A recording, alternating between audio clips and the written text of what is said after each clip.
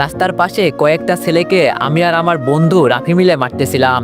এমন সময় কেউ পিছন থেকে আমার কলার ধরে ঘুরিয়ে আমাকে ঠাস ঠাস করে দুইটা থাপ্পড় দিল। থাপ্পড় খেয়ে আমার মাথা গরম হয়ে গেল। কার এত বড় সাহস আবির রহমানকে থাপ্পড় দেয়?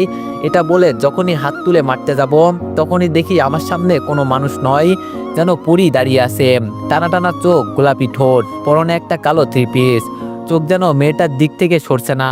আমি মেয়েটার দিকে একদিনে তাকিয়ে আছি, আর এইদিকে মেয়েটা কি যেন বলতেছে, কিন্তু তার কথা আমার কান দিয়ে যাচ্ছে না। আর যাবে কেমনে? আমি তো তাকে দেখতে ব্যস্ত। মেয়েটা বলল, ও হ্যালো, এমন ভাবে বলছিস যেন তোকে থাপ্পড় দেওয়া যাবে না। আর থাপ্পড় কেন দিব না? নিজে তো ছেলেগুলোকে মারছিস, আবার তোকে মারলে তোর গায়ে লাগে তাই না?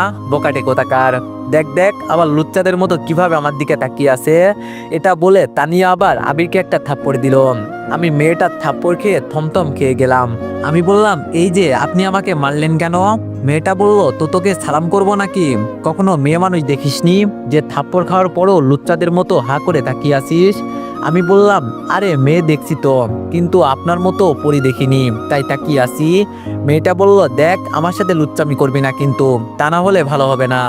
আমি বললাম, আরে আরে আপনার সাথে লুচ্চামি কেন করব, কিন্তু প্রেম করব, বুঝলেন? মেয়েটা বলল, কি বললি কুত্তা, তুই আমার সাথে প্রেম করবি? দাঁড়া দেখাচ্ছি মজা। এটা বলে মেয়েটা আমাকে মারার জন্য আবার হাত তুললো। এইবার আর থাপ্পড় দিতে দিলাম না। আমি বললাম, আরে আরে কি করছো বেবি? মেয়েটি বলল, বেবি? আমি বললাম, আরে বেবি কুল কুল, এই হাতটা গালে থাপ্পড় দেওয়ার জন্য না, এই হাতটা আদর করার জন্য, বুঝলে জানো? আমার কথা শুনে মেয়েটা রেগে আগুন হয়ে গেল। তার রাগান্বিত চেহারা দেখলে চোখ ফেরানো যাবে না। মেয়েটা রাখতেই নাকটা ফুলে লাল হয়ে গেল। মেয়েটা জোর করে আমার থেকে হাত ছাড়িয়ে বলতে লাগলো, ক্লাসের সময় হয়ে আসছে, তাই তোকে ছেড়ে দিলাম, তা নয় তো এই তানিয়া কি জিনিস দেখিয়ে দিতাম। এটা বলে মেয়েটা রেগে গজগজ করে চলে যেতে লাগলো। আর আমি তার চলে যাওয়ার দিকে তাকিয়ে বললাম, তানিয়া সুন্দর নাম। এটা বলতেই রাফি দৌড়ে এসে বলতে লাগলো, দোষ, ছেলেগুলো পালিয়েছে, ধরতে পারিনি, সব ওই মেয়েটার দোষ, মেয়েটাকে পেলে আমি ছাড়বো না, ওর জন্য হারামজাদাগুলো পালিয়েছে। আমি মেয়েটার চলে যাওয়ার দিকে তাকিয়ে আনমনে বললাম, কোন ছেলেগুলোর কথা বলছিলি রে তুই? রাফি আমার মুখে এমন কথা শুনে আমার তাকানো অনুসরণ করে দেখে মেয়েটা চলে যাচ্ছে। রাফি বলল, দোস্ত মেয়েটা চলে যাচ্ছে, থামা ওকে, ওই মেয়েকে তো আমি। এটা বলে যেই না রাফি মেয়েটার দিকে যাবে, তখনই আমি রাফির হাত ধরে বললাম, থাক ভাই, আর কষ্ট করতে হবে না, ক্লাসে চল, দেরি হয়ে যাচ্ছে। রাফি বলল, কিন্তু মামা ওই মেয়েটা। আমি বললাম, তোকে বলছি না একবার ওইসব বাদ দে, মানে বাদ দে, আজ আমার কলেজের প্রথম দিন, ক্লাসে দেরি করলে হবে না। রাফি বলল, চল। এটা বলে দুইজন কলেজে ঢুকে ক্লাসের দিকে যেতে লাগলাম। আমরা ক্লাসে যেতে যেতে পরিচয় পর্ব শেষ করি, কেমন? আমি আবির রহমান, অনার্স প্রথম বর্ষে পড়ি। আমার বাবার নাম আতিক রহমান, পেশা বিজনেসম্যান। মা ফারহানা আক্তার, পেশা গৃহিণী। একটা বড় ভাই আছে, পুলিশ অফিসার, নাম রফিক রহমান। আর আমার পাশেরটা হলো আমার ল্যাংটাকালের বন্ধু রাফি। আর যেই মেয়েটা আমাকে থাপ্পড় দিল তার নাম তানিয়া। বাকিটা আমি জানি না, কারণ আমি নতুন আইছি কলেজে। বাকি সব গল্পের মধ্যে জানবেন। অনেক্স হচ্ছে সবচেয়ে বিশ্বস্ত বুকমেকার, পিএইচডি এবং সিরিয়া এই অ্যাপের অফিসিয়াল পার্টনার। এই অ্যাপে আপনি cricket, football, tennis live match দেখে এবং তাদের ভবিষ্যৎবাণী করে সহজেই অর্থ উপার্জন করতে পারবেন। সেই সাথে বিএমডব্লিউ গাড়ি, আইফোন, ল্যাপটপ এবং আরো অনেক নগদ পুরস্কার জেতারও সুযোগ রয়েছে। এই অ্যাপটিতে আপনি ক্র্যাশ ক্রিস্টাল 21 ইত্যাদি গেম খেলে সহজেই আয় করতে পারবেন। আপনি বিকাশ, নগদ, রকেট, ব্যাংক, ক্রিপ্টো, পেপাল এবং অন্যান্য সহজ পদ্ধতির মাধ্যমে সহজেই আপনার জেতা টাকা তুলতে পারবেন। এখানে আপনি 24 ঘন্টা 7 দিন গ্রাহক সহায়তা পাবেন। তাই এখনই গুগলে অনেক সার্চ করে প্রথম ওয়েবসাইটে গিয়ে রেজিস্ট্রেশন করুন। আর হ্যাঁ, রেজিস্ট্রেশনের সময় আমার প্রোমো কোড VOTO7 ব্যবহার করে প্রথমবার ডিপোজিটে 20,000 টাকা পর্যন্ত পান। পরিচয় পর্ব শেষ করতে করতে আমাদের ক্লাসের সামনে এসে পড়লাম। ক্লাসে দেখি স্যার আছে, তাই স্যার থেকে অনুমতি নিয়ে দুইজন মিলে ক্লাসে ঢুকে পিছনের দিকে টেবিলে বসে পড়লাম। টেবিলে বসতে একটু দূরে সামনে থাকা মেয়েটিকে দেখে চোখগুলো বড় বড় করে ফেললাম। আর মেয়েটাও আমাকে দেখে রাগে নাক মুখ লাল করে ফেলল। আরে মেয়েটা আর কেউ না, আমাকে থাপ্পড় মারা মেয়েটা। এমন ভাবে আমাকে সামনের দিকে তাকিয়ে থাকতে দেখে রাফি বলে উঠল, কিরে সামনের দিকে চোখ বড় বড় করে তাকিয়ে আছিস কেন? আমি বললাম, সামনের দিকে তাকা।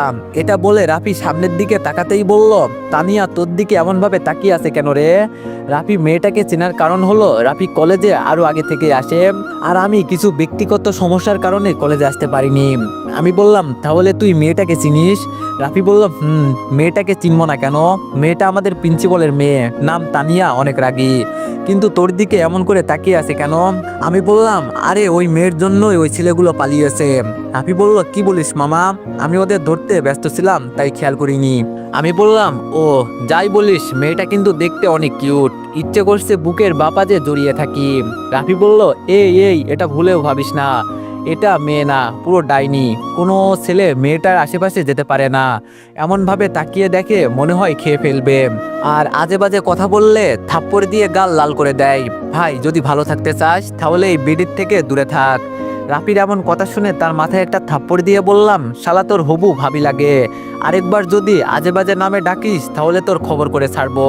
রাফি বলল, মামা এত দূর চলে গেলাম? আমি বললাম, জানো। রাফি বলল, তোমার জন্য শুভকামনা রইল। এটা বলে রাফি ক্লাসে মন দিল, কিন্তু আমি আমার কলিজার দিকে মন দিলাম। আর আমার এমন তাকিয়ে থাকা দেখে তানিয়া আমার দিকে মাঝে মাঝে রাগি চোখে তাকিয়ে থাকে। আমার দিকে রাগিভাবে তাকানোর সময় তানিয়ার বান্ধবী এটা খেয়াল করে। তানিয়াকে খোঁচা দিয়ে বলে, ওই তানিয়া, তুই বারবার ওই ছেলের দিকে তাকিয়ে আছিস কেন? কি ব্যাপার?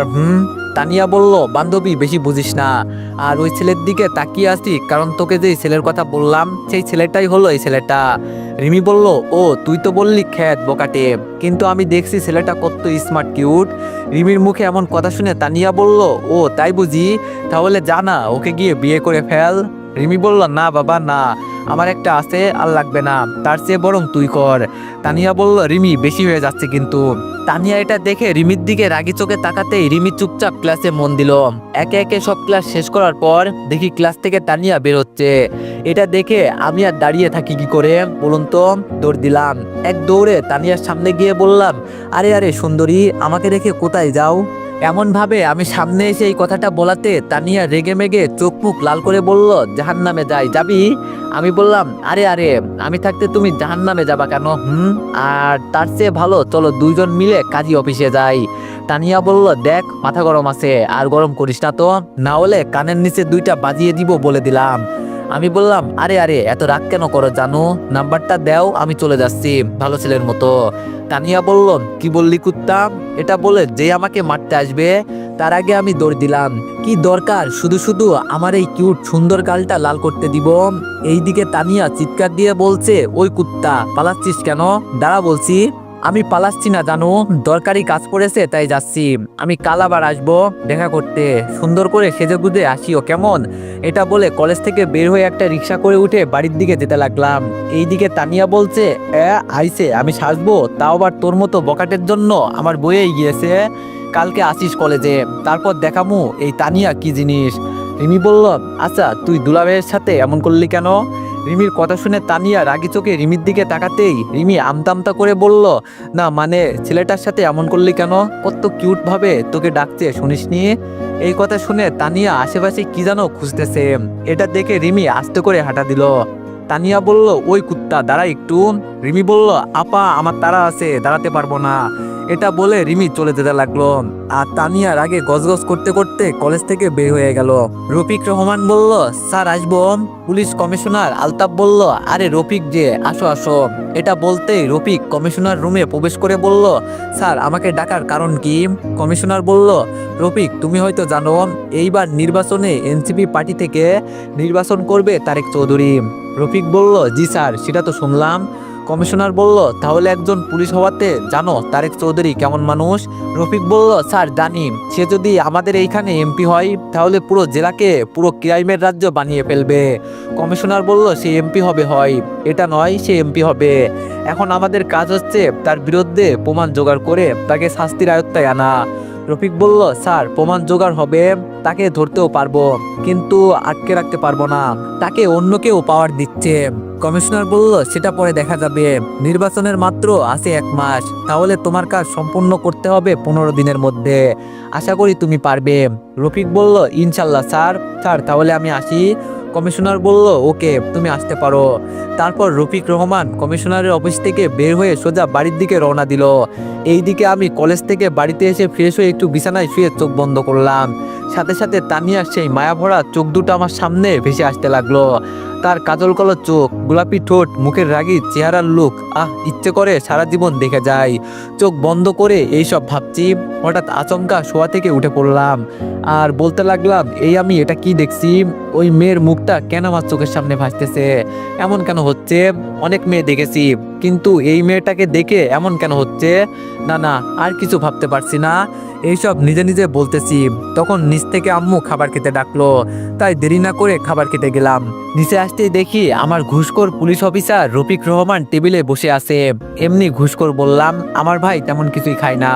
আমি কিছু না বলে টেবিলে এসে আম্মুকে ডাক দিয়ে বললাম, আম্মু, ও আম্মু, খাবার দাও, ক্ষুধা লাগছে। আমার কথা শুনে ভাইয়া বলল, দাও দাও, শুধু খাওয়াবে, বড় করবে আর বাইরে গিয়ে মারপিট করবে, বকাটেগিরি করবে।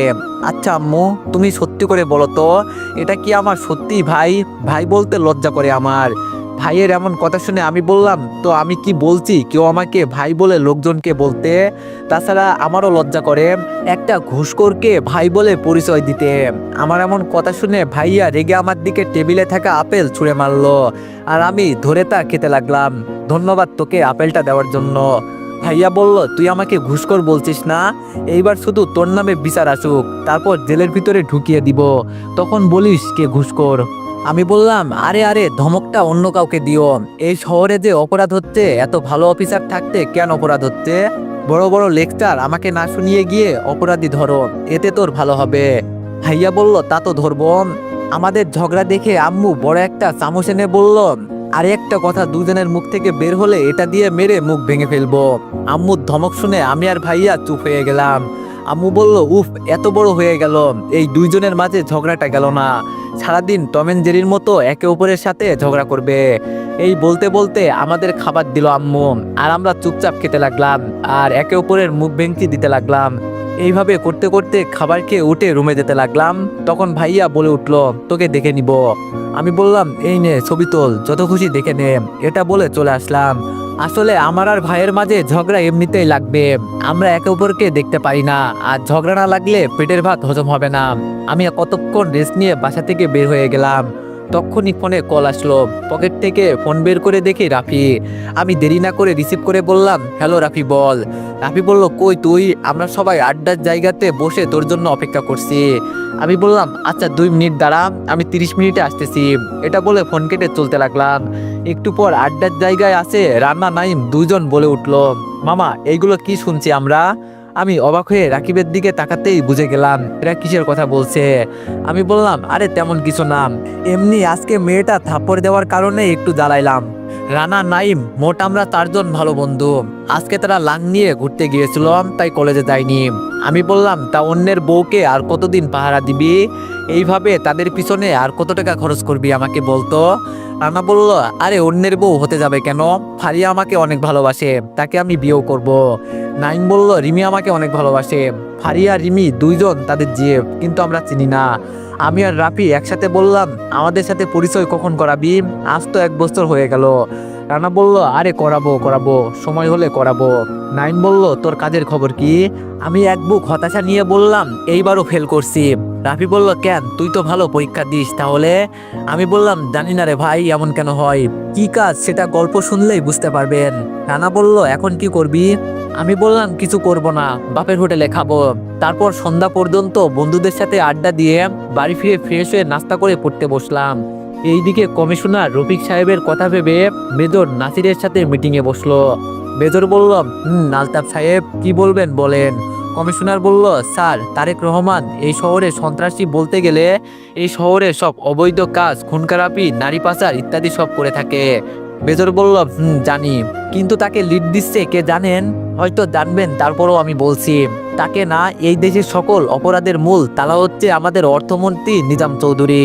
এটা বলতেই মেজর নাসির বলে উঠল, আর এই তালাকে কন্ট্রোল করছে একটা চাবি, যার নাম টাইগার। টাইগার নাম শুনে আলতাফ বসা থেকে উঠে গেল আর আমতা আমতা করে বলল, স্যার, এটা আপনি কি বলছেন? এইসবের সব টাইগার করছে? মেজর সাহেব বলল, শুধু তাই নয়, সেই দেশের ক্ষতি করার জন্য আন্ডারওয়ার্ল্ডে মাফিয়াদের সাথে হাত মিলিয়েছে। কমিশনার বলল, তাহলে স্যার ওকে ধরার ব্যবস্থা করছেন না কেন? মেজর বলল তাকে ধরার জন্য এবং সে কি করতেছে না করতেছে তার খবরাখবর আমাদের দেওয়ার জন্য অনেক এজেন্ট পাঠিয়েছি, কিন্তু একটাও বেঁচে ফেরেনি। এখন তাকে ধরার চেষ্টা করছি, কিন্তু তাকে ধরা অসম্ভব। কমিশনার বলল, তাহলে স্যার আমরা কি তারেককে ধরবো না? মেজর বলল, ধরবো না কেন, তাকে আমরা ধরবো, আর টাইগারেরও ব্যবস্থাও করব। এটা বলতে দেরি মেজরের ফোনটা বাজতে দেরি হলো না। মেজর দেরি না করে ফোনটা ধরে বলল, হ্যালো, কে বলছেন?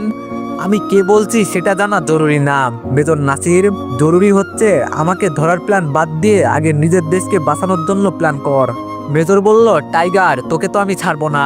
টাইগার বলল, আগে ধরে দেখাস, তারপর ছাড়ার চিন্তা করিস। লোহা দিয়ে লোহা কাটা যায়, আর মনের ঢাল তো তখনই মিটবে যখন অন্যের জ্বলবে।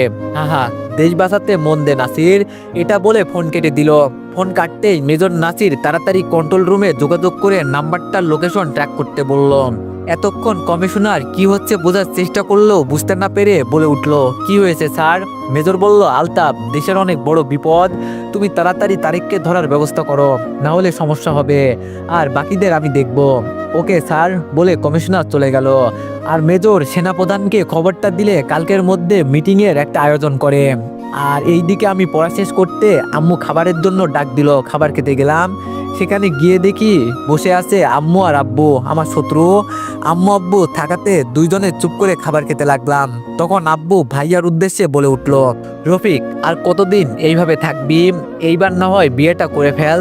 দেখ তোর আম্মুকে কাজ করতে করতে শরীরের অবস্থা কি হয়েছে। ভাইয়া বলল, বাবা, তাহলে কালকে কাজের বউ একটা ঠিক করে দিব। আম্মু বলল, তোকে কাজের বেডি আনতে বলিনি, বউ আনতে বলেছি। ভাইয়া বলল, আম্মু, আমি এখনো বিয়ে করতে প্রস্তুত নই, সো আমি এখন বিয়ে করছি না, ওকে। এটা বলে খাবার না খেয়ে ভাইয়া টেবিল থেকে উঠে চলে গেল। আম্মু বলল, ছেলেটা এমন করছে কেন? বিয়ের কথা শুনলে এমন করে কেন বুঝি না, আর কয়দিন গেলে তো বউ পাবে না। আব্বু বলল, আমি বুঝতেছি না এমন করে কেন। আচ্ছা খাবার খাও, পরে কথা বলা যাবে। এইদিকে আমি চুপচাপ খাবার খাচ্ছি আর ভাইয়ার কথা ভাবছি। অনেক সময় দেখি ভাইয়া বিয়ের কথা শুনলে মন খারাপ করে ফেলে, কিন্তু কেন? না, আমাকে এর মানে খুঁজে বের করতে হবে। তারপর খাওয়া দাওয়া করে নিজের রুমে গিয়ে শুয়ে পড়লাম। তারপর ভাবতে লাগলাম কিভাবে কি করা যায়। কিছু ভেবে না পেয়ে ভাইয়ার রুমের দিকে যেতে লাগলাম। এইদিকে রফিক ভাই তার রুমে গিয়ে তার ফোন থেকে একটা ছবি বের করে বলতে লাগলো, ওহে আমার মহারানী, কোন দিন বুঝবে আমার ভালোবাসা? যেই দিন তোমাকে প্রথম দেখি সেই দিন থেকে এই চোখের সামনে আছে শুধু তোমার মায়াবী মুখখানার ছবি। এতবার ভালোবাসি বলি, তারপরও বলো পারবো না। বাড়িতে যখনই বিয়ের কথা ওঠে তখনই মন খারাপ হয়ে যায়, কারণ আমি তোমাকে ছাড়া অন্য কাউকে চাই না। কিন্তু কি করার, তুমি তো আমাকে ভালোবাসো না। দেখো আমি কিন্তু বলে দিচ্ছি, কাল যদি ভালোবাসি না বলো, তাহলে বাড়িতে বলে দিব আমার জন্য মেয়ে দেখতে। তখন আমি দরজার সামনে থেকে বলে উঠলাম, ভাইয়া তুই কাকে ভালোবাসিস? আর সে যদি না বাসে এর মানে কি ভাইয়া?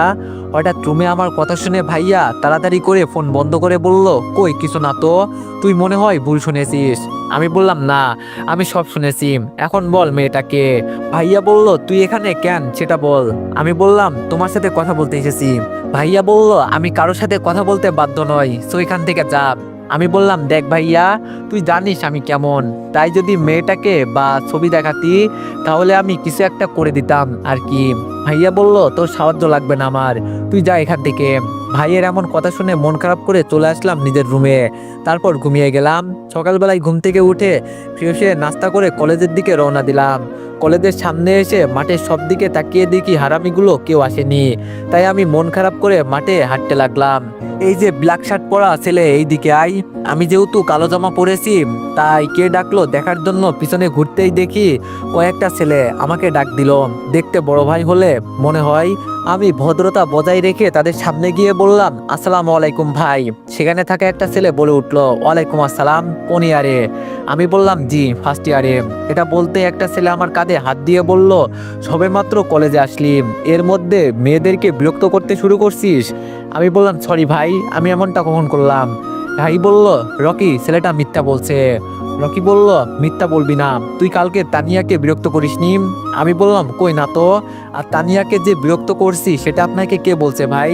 রকি বলল, কেন, আমার বন্ধু রাহি বলছে তুই তানিয়াকে বিরক্ত করছিস, কেন করছিস সেটা বল। আমি বললাম, ভাই আমি তানিয়াকে বিরক্ত করিনি, আমি তানিয়াকে পছন্দ করি, তাই তার সাথে কথা বলতে গিয়েছিলাম।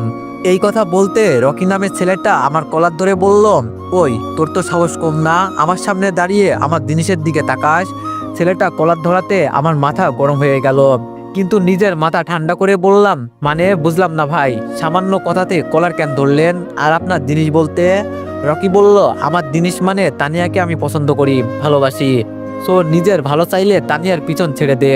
এটা বলে ছেলেটা আমার কলার ছেড়ে দিল। রাহি বলল, ওই যা এখান থেকে, আর কথাগুলো যেন মাথায় ঢুকিয়ে নিস। আমি বলে গেলাম, দেখেন আপনারা কলেজের বড় ভাই, আমি ছোট ভাই, আমি তানিয়াকে পছন্দ করি আর আপনিও। আপনি দিলেন আমাকে ধমক, চাইলে সুন্দরভাবে বুঝাতেও পারতেন। যাই হোক, বড় ভাই বলে কথা, যেমন হোক বুঝিয়েছেন। কিন্তু সমস্যা হলো তানিয়াকে নিয়ে, আর তানিয়া যদি বলে আপনাকে ভালোবাসে তাহলে আমি সরে দাঁড়াবো, কিন্তু যদি তানিয়া বলে আপনাকে পছন্দ করে না তাহলে আপনি সারা জীবন চেষ্টা করলেও আমাকে তানিয়ার কাছ থেকে দূরে সরাতে পারবেন না। এটা বলে আমি সেখান থেকে চলে আসলাম। আর আমার কথা শুনে রাহি রকিকে বলল, দোস্ত ছেলেটা কি আমাদের সম্মান করে কথাগুলো বলল নাকি অসম্মান করে? রকি বলল, সেটা যাই হোক, ছেলেটার ব্যবস্থা করতে হবে, নাহলে আমি তানিয়াকে পাবো না। খোঁজ নে ছেলেটার ব্যাপারে। রাহি বলল, ওকে দোস্ত। এইদিকে আমি সেখান থেকে চলে আসতে একটু দূরে দেখি বন্ধুরা বসে আড্ডা দিচ্ছে, তাই আমি তাদের দিকে যেতে লাগলাম। তখনই কেউ পিছন থেকে আমার কলার ধরে। তো এভরিওয়ান, এই গল্পটি তোমাদের কেমন লাগছে সবাই একটু কমেন্টে জানিও। আর যদি গল্পটি ভালো লেগে থাকে তাইলে সবাই একটু বেশি বেশি লাইক আর কমেন্ট করে দিও। ধন্যবাদ।